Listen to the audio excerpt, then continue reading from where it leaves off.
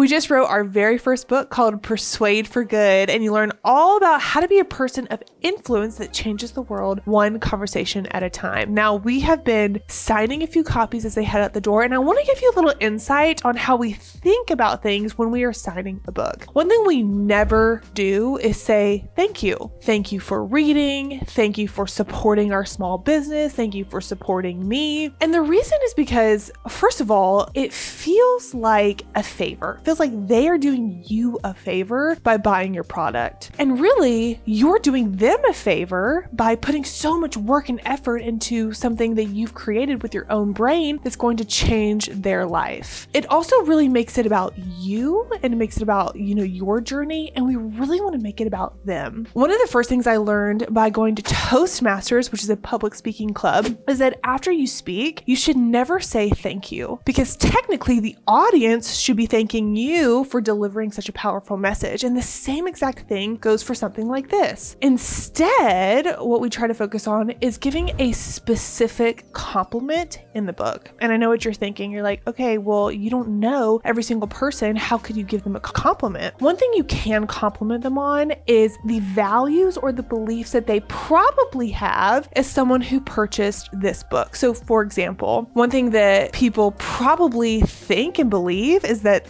they're a winner, they're always growing, they have a champion mindset, they want to persuade for good, and they love leading themselves. Those are very common beliefs that the group of people that would buy this book would have. So complimenting based on those beliefs is going to get you way further than saying thank you for buying the book. So let me give you an example. You could say something like, Susie, I am so proud of you for you leading yourself. I am so pumped for you to be able to continue to persuade for good, because the world needs a lot more of your work. Do you see how that feels so different? The difference between thank you for buying my book, thank you for reading my book, versus you are a winner and you're going to continue to go and do more great work in the world. This helps them see the vision for their life. It helps them feel really good about their purchase, and it inspires them to actually read the book. I don't know how many of you offer maybe a course or a product and they buy it, but they don't actually follow through with it. They don't actually use it. Reminding people of who they are, what they are capable of, and what they can do with what you have to offer, that is going to be way more impactful than saying something like thank you. So whether you sell,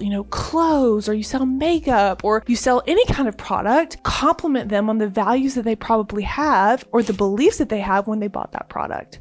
If this was helpful, let me know in the comments, and definitely subscribe to our channel. We give all tips about leadership, sales, and influence, and definitely grab your copy of Persuade for Good. You're going to learn the 10 myths that you're probably thinking that is keeping you from persuading for good. It's so easy to run away or to hide from this idea of persuasion, but persuading is one of the most important, if not the most important skill set you can have to get people to take action, which is ultimately what changes their life. So we'll put the link below for you to grab your copy of the book, and we'll see you in the next video.